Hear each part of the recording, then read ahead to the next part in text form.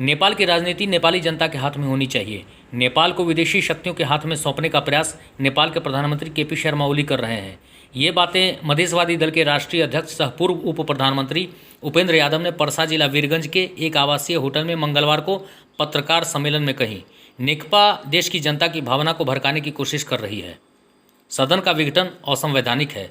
संविधान में प्रधानमंत्री को सदन विघटन करने का अधिकार नहीं। सबसे पहले क्या है कि नेपाल के जो भी का संविधान है वहाँ प्रधानमंत्री को यह अधिकार ही नहीं दिया गया है कि वह संसद को विघटन कराए, इसलिए यह कदम असंवैधानिक है, अनकॉन्स्टिट्यूशनल कार्य है। दूसरा है कि ऐसा क्यों किया गया, क्योंकि जो कम्युनिस्ट पार्टी की सरकार रही है केपी ओली के नेतृत्व में, वो संसदीय व्यवस्था उसके लिए सूट नहीं कर रही है और इसके माध्यम से वो एक निरंकुश प्रणाली का कम्युनिस्ट शासन की ओर ले जाने की उनका चेष्टा रहा है। यानी लोकतंत्र को समाप्त कर, प्रेस स्वतंत्रता को समाप्त कर, संघीय प्रणाली को समाप्त कर, वह एक नियंत्रित निरंकुशता की ओर ले जाने की इनकी प्रयास है और जो कार्य गलत है। और यह प्रतिनिधि सभा को, संसद को भंग करना देश के हित में है ही नहीं है। अभी देश पूरी तरह से कोविड-19 यानी कोरोना से पूरा आक्रांत बनी हुई है। अर्थतंत्र नेपाल का चौपट हो चुका है, अराजकताएं फैल रही हैं। ऐसी अवस्था में संसद को भंग करना देश के हित में हो ही नहीं सकता। आवश्यकता क्या थी? अभी उनको तो सरकारें में जाना था ना, तो उनको तो 5 साल के लिए सरकार में अत्यधिक बहुमत दिया ही था जनता, और उनका अभी मेजोरिटी भी करीब 2/3 के करीब है ही है। तो यह चुनाव कराने के लिए नहीं, चुनावी एक नाटक है। संसद विघटन करके और अध्यादेश के मार्फत, ऑर्डिनेंस के मार्फत वो शासन करना चाह रही है सरकार अभी का, और लोकतंत्र को जो है एकदम एम्बुश में डाल चुकी है। ये इसलिए क्या है कि हम लोगों ने सुप्रीम कोर्ट में अपील किया गया है, सुप्रीम कोर्ट में बहस चल रही है कि यह जो कार्य हुआ है संविधान के किस धारा पे, किस प्रावधान के तहत हुआ है, और यह इसे बर्खास्त करे सरकार के कदमों को। क्योंकि जुडिशियरी जो है वह एग्जीक्यूटिव के द्वारा किया हुआ गलतियों का जहां भी लोकतांत्रिक मुल्कों में जुडिशियरी उसे करेक्शन करती है, और हमें विश्वास है कि जो यह असंवैधानिक कदम को सुप्रीम कोर्ट बर्खास्त करेगी। सरकार यदि बर्खास्त करती है, संसद बैठेगी और जो भी समस्याएं होगा संसद से ही समाधान होगा। इसमें बार बार जो आता है कि मित्र राष्ट्र से आपका सहयोग है, भारत और चीन की जो बार बार बात आती है कि क्या आप लोग उसके सहयोग से ही ये सारा खेल हो रहा है, तो ये क्या? हमें ऐसा नहीं लगता है। यहाँ काफी लोग, काफी मीडिया में भारत के ऊपर दोषारोपण किया जा रहा है कि भारत के लोग आए और ये घटना हुई। मैं इस बात को नहीं मानता।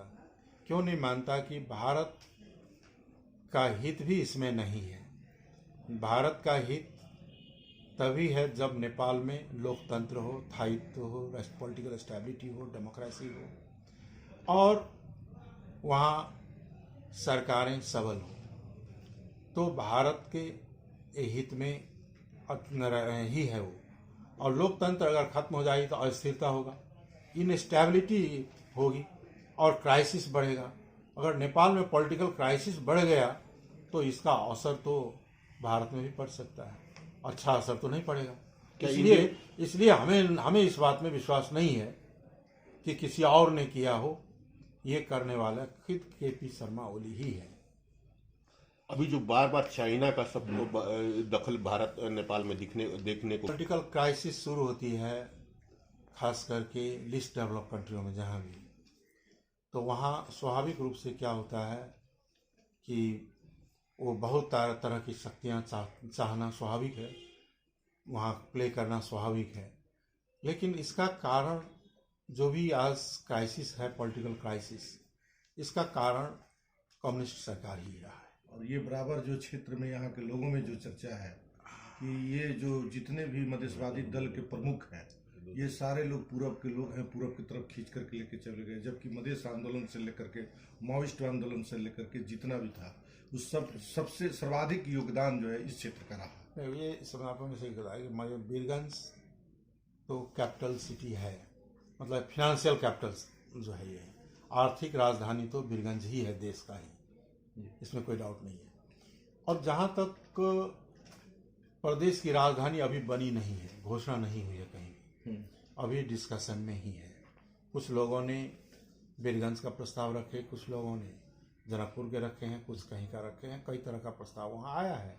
वो प्रस्ताव अभी उसमें डिसीजन नहीं हुआ है, अभी अंडर डिस्कशन ही है अभी जो। और यह राइट जो दिया गया है 2/3 मेजोरिटी से जो है, मैं आपको यह प्रदेश सभा के 2/3 मेजोरिटी से ही तय होगी कि कौन राजधानी होगा किस जगह और क्या नाम होगा प्रदेश का। यह करना अभी बाकी है, यह डिस्कशन ही है। और हम लोगों की सवाल जहाँ तक है कि 2/3 मेजोरिटी तो हमारा नहीं है, इसलिए हम लोगों ने नामकरण भी नहीं कर पा रहे हैं। तो इससे पॉलिटिकल नेगोशिएशन में ही आधारित होगी इसकी, और ये डिस्कशन में अभी भी है।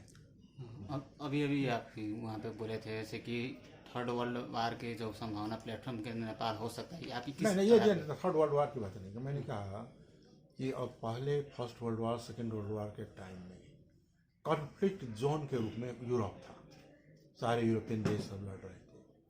इसके बाद कुछ समय के लिए मिडिल ईस्ट की ओर आया।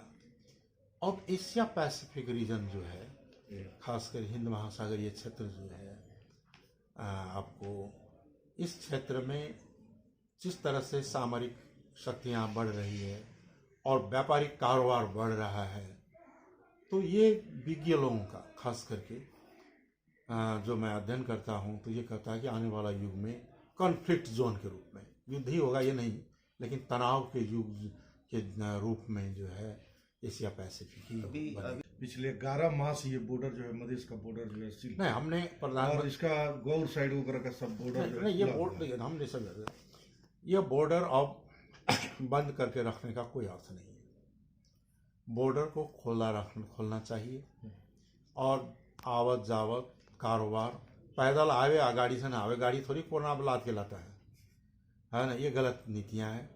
हमने प्रधानमंत्री को लिखित रूप में सर्वदलीय बैठकों में, मीटिंग में हमने प्रधानमंत्री को कहा कि इसको जल्दी खुला किया जाए, और हमारी पार्टी की ओर से भी हम लोगों ने सरकार से डेलीगेशन जाके मिल के बताए कि यह बॉर्डर अब खुला हो और कारोबार सुचारू रहे। इसके चलते क्या हो रहा है कि तराई के जो मधेश के लोग हैं, अब बॉर्डर के दोनों साइड के लोगों का रोजी रोटी, कारोबार, जीवन प्रणाली सब कष्टकर होते जा रहा है। और हमारे पार्टी के निर्देशन पे ही लोगों ने, हमारे पार्टी के नेताओं ने बॉर्डर पे महीनों भर धरना भी दिया है, यहीं के बॉर्डर में भी, जगह जगह बॉर्डर में। तो इसलिए हमारी कहना है कि बॉर्डर ओपन और पहले जैसा तुरंत हो। जो अभी सरकार की जो स्थिति है, चुनाव में भी की घोषणा हो गई है, सुप्रीम कोर्ट में भी आप गए होंगे, तो अब आपकी क्या नीति होगी, क्या दिशा? नहीं, हमें ये चुनाव होगी इसमें तो हमें विश्वास ही नहीं है अभी, ये घोषित डेट जो है उसमें, क्योंकि इन्होंने इसलिए डेट चुनाव का घोषणा किया ताकि जनता विद्रोह न करे, एक जो है एक स्टंट के रूप में लाया है, चुनाव करवाने के लिए नहीं लाया है। अगर दूसरी चीज़ है कि प्राइम मिनिस्टर ने अगर चुनाव घोषणा किया है तो केयरटेकर गवर्नमेंट होगी ना, अभी केयरटेकर गवर्नमेंट का रूप में ही नहीं है।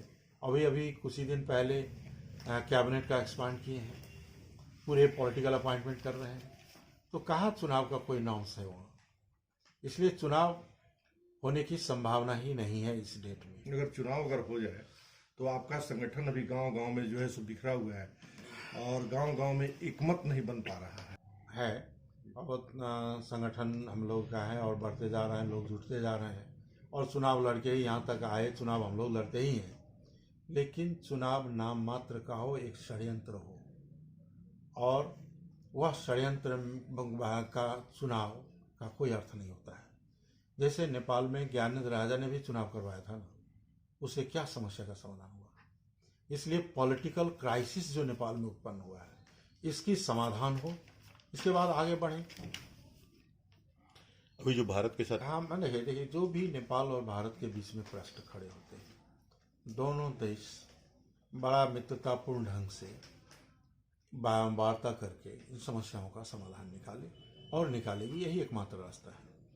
जिसे भी जो भी सवाल उठाओ इनके समाधान हो। नाम डिग्नेशन मैं उपेंद्र यादव,